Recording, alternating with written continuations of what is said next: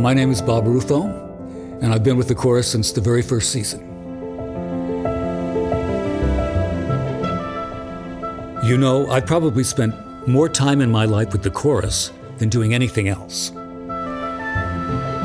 I was born right here in San Francisco and grew up in Glen Park.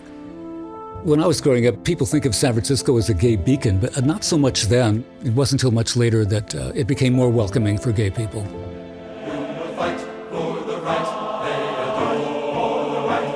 One day in the Castro, I saw a sign on a telephone pole and it said, "Gay chorus forming. Call this number. John Sims." I recognized that name. Mr. Sims was the director of the Gay Freedom Day Marching Band, who were a sensation at the time. Sounded like Mr. Sims wanted to expand his musical family and create a chorus, so I wanted to be part of that. So I called. The first rehearsal was at Everett Middle School, and I'd say there was maybe 70, 80 guys there. It was the time and the place. It was the flowering of gay culture in the Castro. All sorts of things were forming, and the chorus was one of them. There were people from everywhere because thousands of people were moving to San Francisco. It just felt safe to be in a room with other gay men because it was still a very frightening time.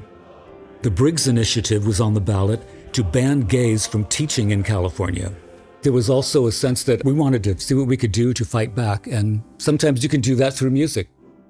The plan was to do a Christmas concert in 6 weeks. We rehearsed for 3, and then Harvey Milk was killed.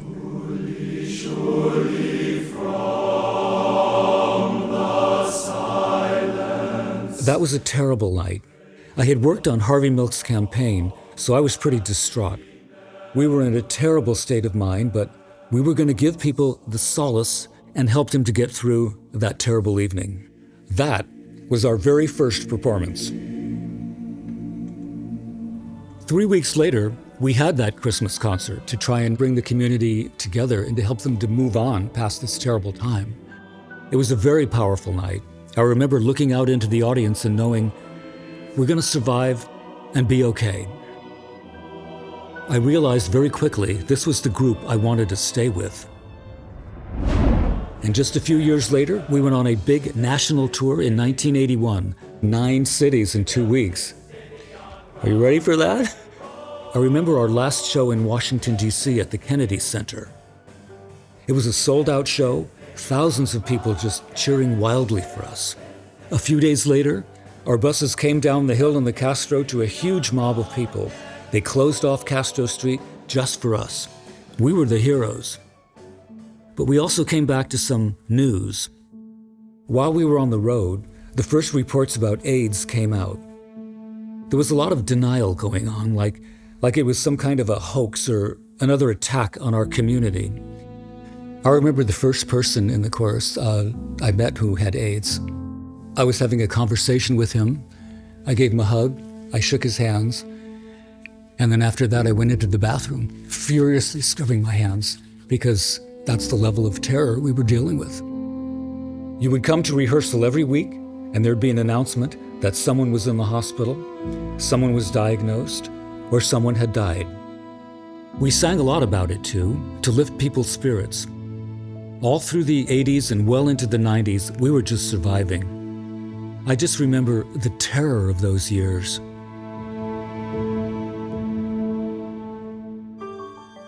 The bars and the clubs, they were all going strong because we all needed to dance and celebrate and have a good time in spite of all of that. You had to get away from all the suffering. And by the late 90s, there was a light at the end of the tunnel.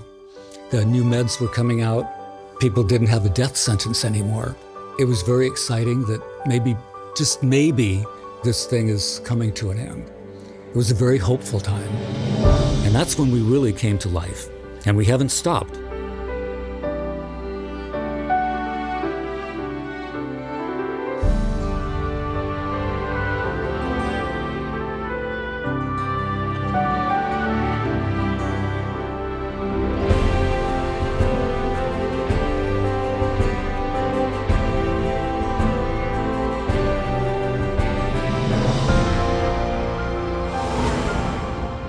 People have asked me, do you ever get tired of being in the chorus? No, because the chorus is always changing. New people, new music, new places to travel to.